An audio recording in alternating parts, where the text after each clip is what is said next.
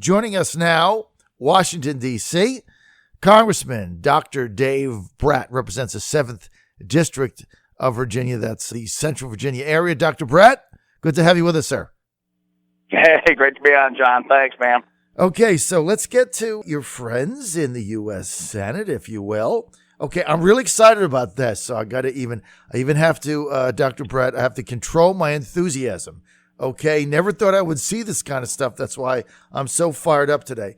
So Arkansas Senator Tom Cotton and Georgia Senator David Perdue launch immigration reform, real immigration reform, called the RAISE Act in the Senate. And basically what they're saying is, look, we've had enough. Our jobs going away. We're going to have this legislation to dramatically cut immigration in the United States by 50%. We're going to dramatically reduce green cards, HB1 visas, all this cheap labor coming in. We're going to restrict it so that our people can get jobs and our kids get out of college. They're living at home with mom because they can't get a decent wage because it's going to all these immigrants who are coming in. They say they're going to stop it, cut it by 50%. Now it's going to be fun to see who votes against it. As you know, right away, right off the bat, your Gang of Eight pals, John McCain, Lindsey Graham, all funded by the International Cheap Labor Slave Trade Network, they're opposed to it. My question, what do you think of it? And is there a counterpart in the House? Yeah, there's a counterpart in the House, and I mean, you heard Steve Miller yesterday on all the town halls. Chuck Todd couldn't believe, he thought he was going to have an easy interview, and Miller's the chief policy guy, and he tried to trap him on these issues, and Miller wouldn't be trapped. He just said Trump ran on doing what's best for American workers first, right? And so it's kind of an easy proposition. Whatever policy we pursue, if it takes into account American workers first and then the rest of the world second, we're a country of immigrants. No one's knocking that. But right now, our labor markets are in a disaster. The last quarter under Obama, the economy grew at, I think, 1.6%. There's no jobs, like you just pointed out. Corporations, some of the biggies, want cheap labor so they can boost their profits. We all get that. But then the press never finishes the second part of the story, and someone's got to pay for the costs, right? And so the federal welfare limit goes up to about $37,000 per person they're entitled to in just federal benefits. And if you have 2 kids in schools, that's $26,000 in benefits. And that's pretty hefty. And when your average American is working in service jobs or hasn't had a wage increase in 30 years, and you tell them they got to foot the bill for unlimited folks that haven't even been vetted. We're talking about that issue, right, from the 7 countries that don't have functioning governments. Try running that by the voter. I don't think it goes too well, right? No. We just saw that. I mean, these issues are 70-30 at the polls. And so the left right now is being very active, right? They wouldn't let Secretary DeVos into a school the other day. The Secretary of Education couldn't go into a school. And then they're going into the town halls all across the country. McClintock had to be taken away by the police from his own town hall. And Jason Chaffetz, one of the leaders, was just shouted down. And it's pretty amazing politics right now. All right, so Trump is pursuing the agenda of disruption of the status quo in the establishment, Congressman Brat, that he promised in the campaign. He said he was going to go in there, break eggs, put a hammer to the glass, break the whole thing open. And one of the reasons he got elected in the exit polls were people saying they wanted him to go to Washington and find out what the hell was going on in there and shake things up. Now, you've been on my show week after week. You basically tell us how bad things are there, how, let's say, if I want to find the right word so I don't put them in your mouth, but how intellectually dishonest some of the stuff is that goes on in there, right? Sure. How is Trump going to do this without there being some collateral damage? There's going to be riots. There's going to be protests, right? I mean, isn't this to be expected? Sure. Yeah, the left. I mean, that's right. I mean, I have protests lined up in my district within the last 2 weeks. It's never happened before, right? So Trump wins, and all of a sudden I got protests in my district. A lot of folks are just sincere constituents But a lot of this is just funded from on high, from Soros, and everybody can go Google it and find it. President Obama just announced over the weekend that he's going to be working with the activists to keep them going from D.C. That's unheard of. It's unprecedented in presidential politics for the ex-president to stick around and be an activist.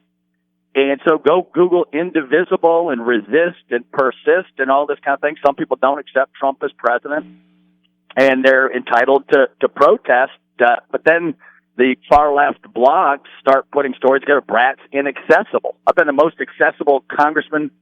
I go to every county, every event, every Rotary meeting, every church meeting, every sports meeting, and the press just labels you, and then you're stuck with it until you can explain to the American people what's going on. And so that's the challenge right now. The media is just giving a very distorted view of what are, in a lot of cases, the American people are demanding change. They're broke. Their wages are flat. The kids can't find jobs. Obamacare.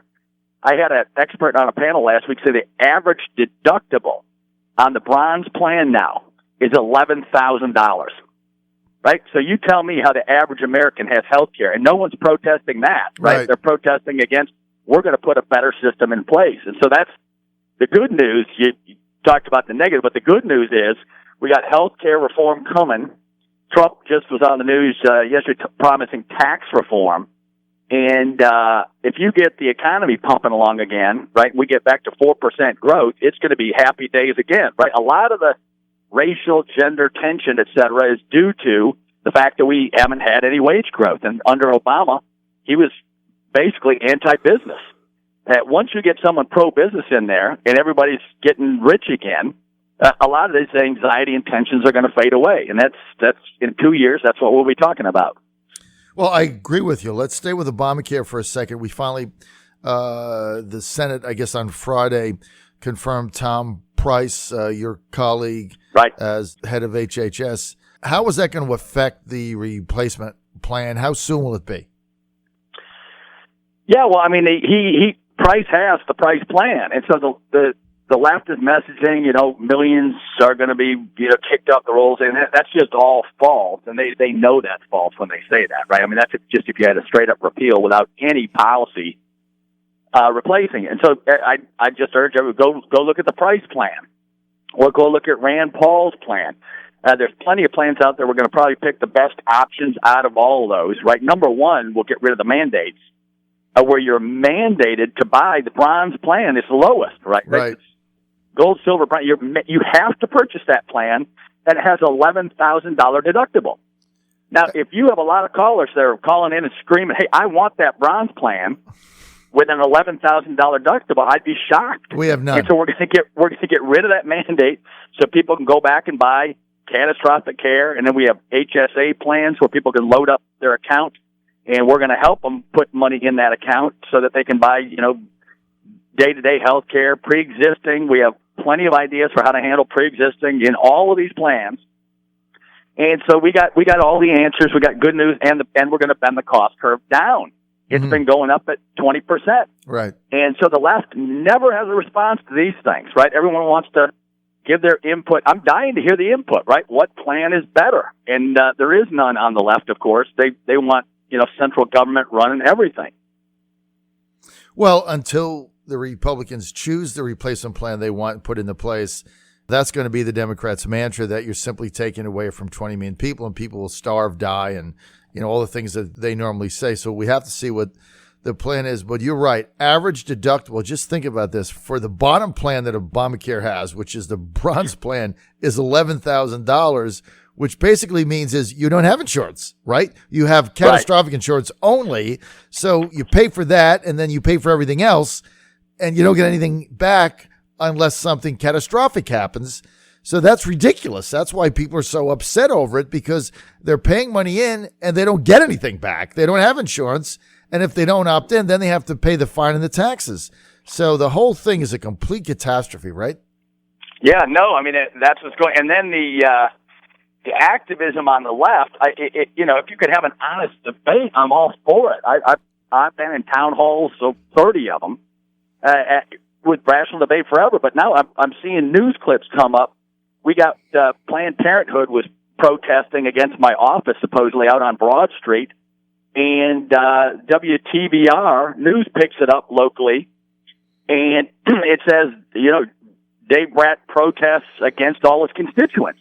And that's the headline. It's like all of his, so the left news is going along with all this. And then I looked at who wrote the story. It says by Megan Corsano with Capital News Service, and it says it's a flagship program of VCU's Robertson School of Media and Culture. Students participating in the program provide coverage for Virginia community newspapers and media outlets. And so at the reporting school, I guess the students are putting in these stories. We never called for response. There was no opposing coverage given at all. And I think it's Channel 6 local TV uses this totally biased coverage from, I think, a student reporter who is attacking and says, I'm at war with all my constituents. So it's an amazing new day out there. It really is. What's even worse about it is these are students in a school of journalism. They're supposed to be taught the right way to go ahead and funnel news through the media and do the reporting on it. Instead, they have an agenda. So it's like they're writing an opinion piece, and that passes for news, fake news, if you will, right? There's the whole fake news thing. And then it gets picked up by a major TV station. I mean, it is so absurd. It's beyond belief, isn't it? It's just, it's like and that's why I wish there was some reporting on it, but we don't have many local papers that can carry a balanced conservative and liberal debate. That's what we should have, right? Or it's just a fair debate. Or just report the news, right? That's all you're looking for in this instance. I mean, the opinion pages notwithstanding, or the columns notwithstanding, just report the news accurately. And that was totally inaccurate, biased, and done by students that are being taught, which is even more scary as you look in our industry. That just, Dave, I'm a journalist, and I look at what's going on, and it's just, you want to throw up. I mean, the whole thing is turned upside down on its head. Has nothing to do with anything that I was taught or I went through, or any ethics or anything else.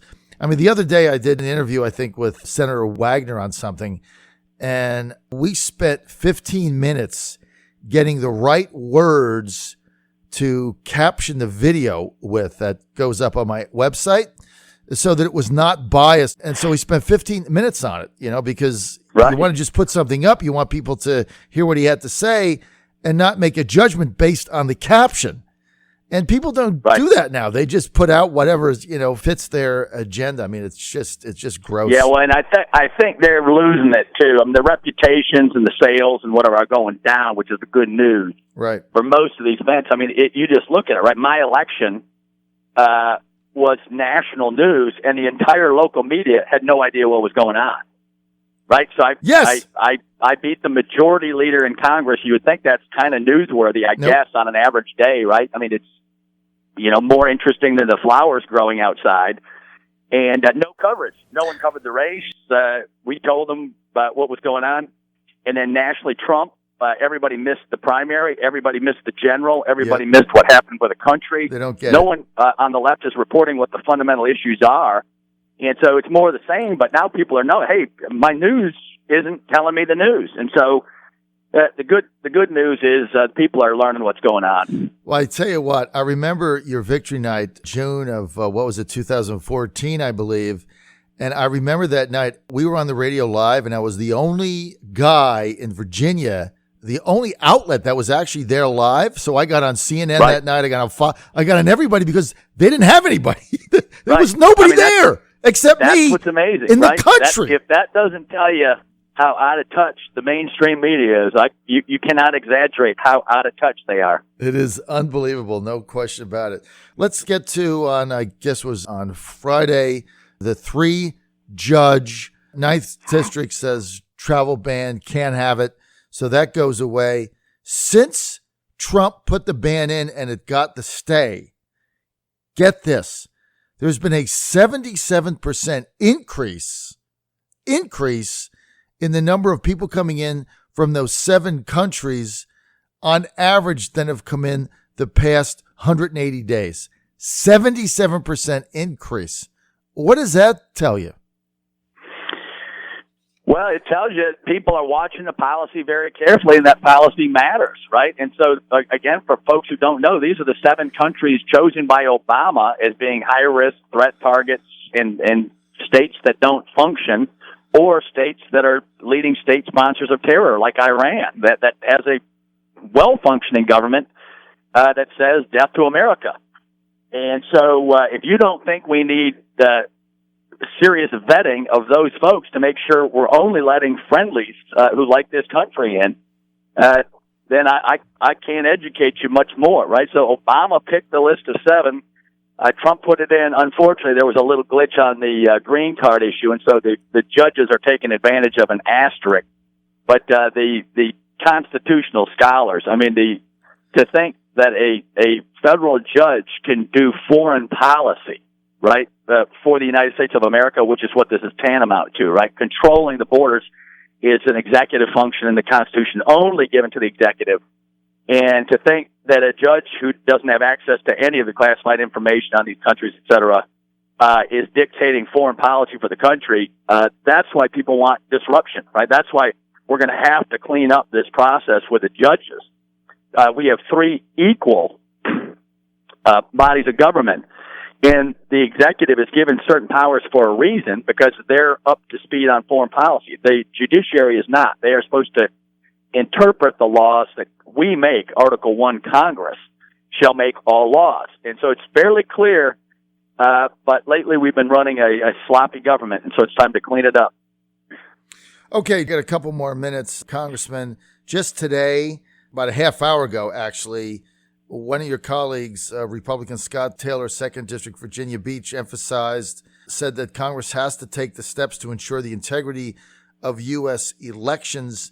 And he said there were instances of voter fraud in Virginia that had to get looked at. Do you share that view? Yeah, sure. I mean, there's openings all over the place. Like, just go to anybody on the street the day of and ask the Board of Elections folks, and there's all sorts of issues with confidentiality and people voting curbside and et cetera, and who's showing the proper ID and all these kind of things.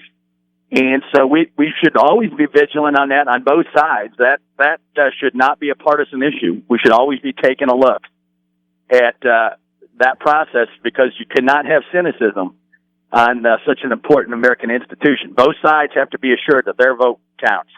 All right, I got one more minute. Congressman, what's your top priority for this week, sir? Well, it's 2. It's in order. It's Obamacare first. We got to get a repeal and a replace. That's number 1 because that's in the budget reconciliation this week.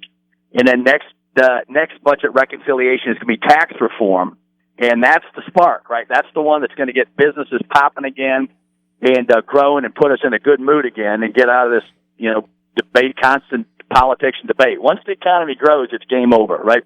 Game over. But then exactly. We win. It's all done. And the left doesn't have a competing narrative. That's it. You got it. Absolutely. Congressman, I couldn't agree more. We're going to end with that because economic prosperity and jobs is the great equalizer and unifier in the nation.